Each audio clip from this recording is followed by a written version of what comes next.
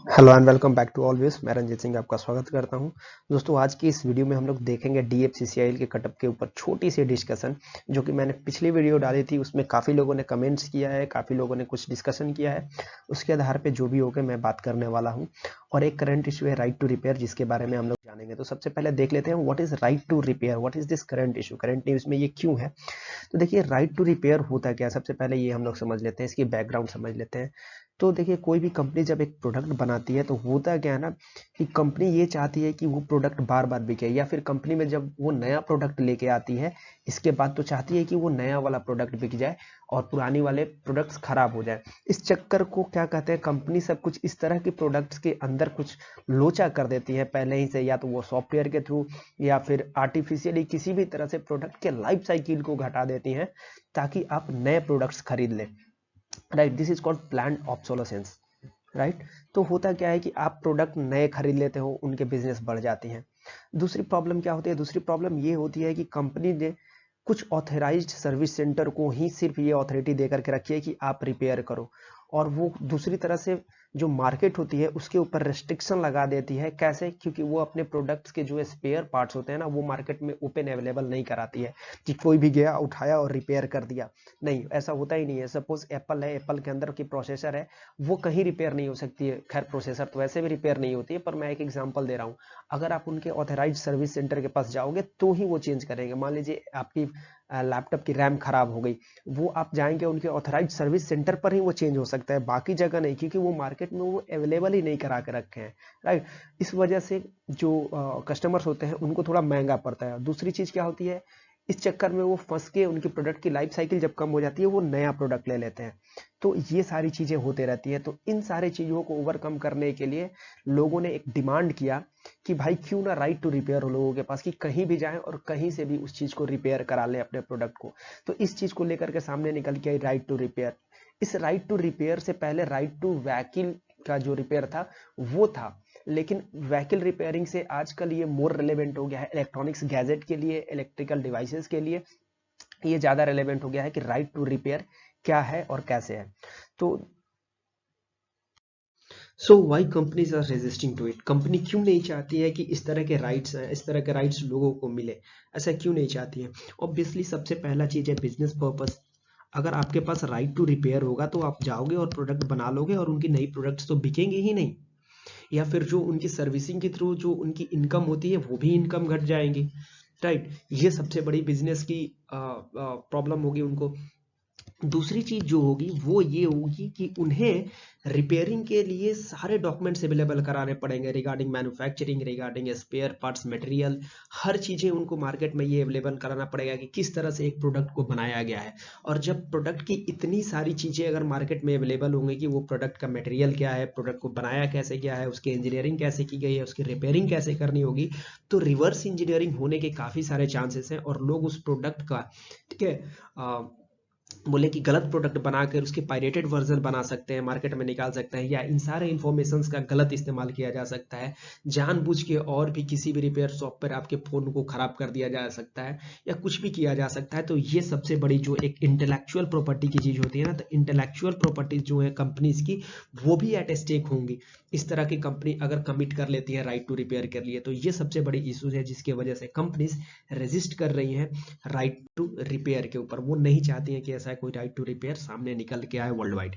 Right. तो इसके benefits क्या है, बेनिफिट्स क्या है, राइट टू रिपेयर अगर पब्लिक को मिल जाएंगी तो क्या होगी, डेफिनेटली आपके पास ये इंडिपेंडेंस होगी, ये आपके हाथ में राइट होगा कि आप कहीं भी जाएं और किसी भी शॉप पर आप अपने रिपेयरिंग करा लें। आपको कोई फर्क नहीं पड़ता है। जो कंपनी जिस तरह की रेस्ट्रिक्शंस लगा कर रखते हैं कि अब अगर आप किसी भी प्रोडक्ट को आपने मार्केट में ओपन करा दिया तो वो आपकी वारंटी खत्म हो गई, ये सारे रेस्ट्रिक्शंस हटा दिए जाएंगे। ठीक है। नेक्स्ट चीज क्या होगी, सबसे बड़ा इंपैक्ट होने वाला है एनवायरमेंट के ऊपर। क्यों? क्योंकि देखिए, आप जब नई प्रोडक्ट्स बनाते हैं ना, तो आपको काफी सारे एनर्जी और काफी सारे रिसोर्सेज का इस्तेमाल करना पड़ता है। और आप अगर पुराने प्रोडक्ट्स को रिसाइकल करोगे, रिपेयर करोगे और उन्हीं को यूज करोगे ज्यादा से ज्यादा, तो आप क्या करोगे, इन्वायरमेंट के ऊपर से जो लोड है वो कम कर रहे हो ना आप, उसकी एनर्जी और रिसोर्सेज का कम इस्तेमाल करके आप कम से कम नए प्रोडक्ट्स का डेवलपमेंट करके आप इन्वायरमेंट को भी बचा रहे हो। तो ये भी एक इम्पैक्ट होने वाला है राइट टू रिपेयर का। राइट। अब देखते हैं कि जो वर्ल्ड वाइड क्या चल रहा है इसके अकॉर्डिंग। वर्ल्ड वाइड तो देखिए यूरोपियन यूनियन जो है उसके पार्लियामेंट ने ऑलरेडी ये चीज 2017 में ही पास कर दिया, रिकमेंडेशंस दे दिया कि इस तरह की चीजें फ्यूचर में होने वाली है। And now companies get ready with your policies.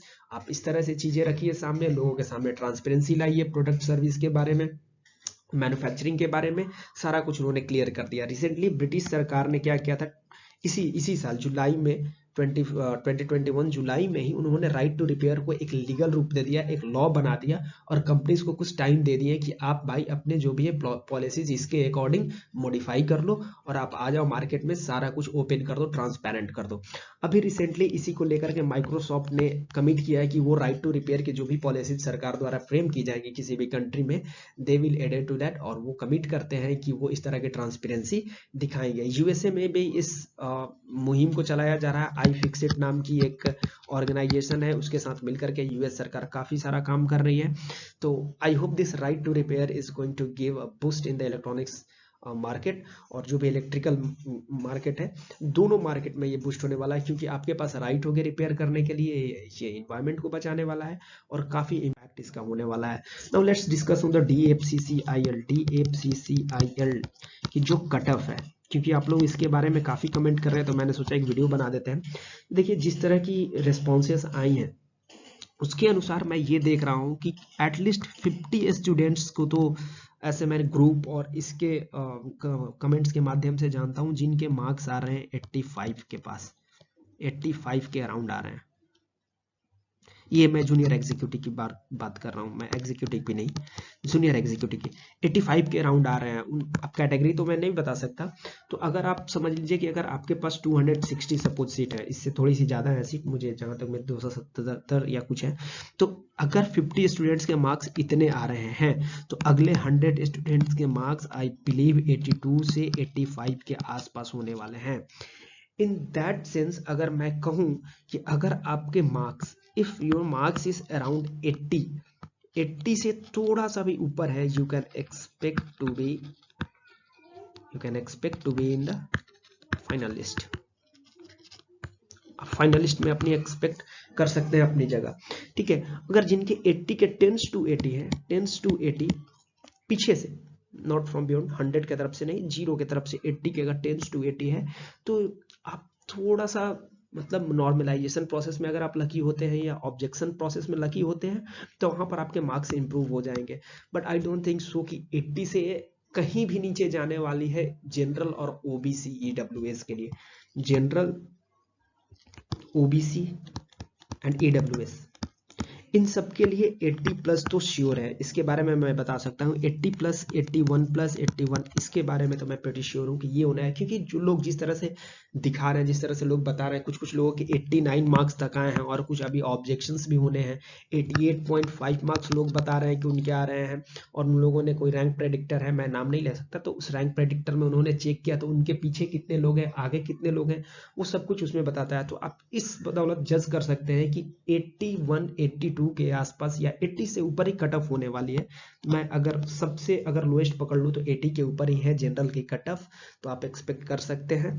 और अगर आप SC ST हैं तो भी मेरे को लगता है कि 75 से नीचे में काम होने वाला नहीं है, क्योंकि सीट बहुत कम है और लोगों ने काफी अच्छा परफॉर्म किया है जूनियर एग्जीक्यूटिव में। तो आई होप आपको ये वीडियो पसंद आई होगी। अगर वीडियो पसंद आई है तो प्लीज मेरे साथ आप जुड़ जाइए। Till then tata bye bye, thank you so much, take care.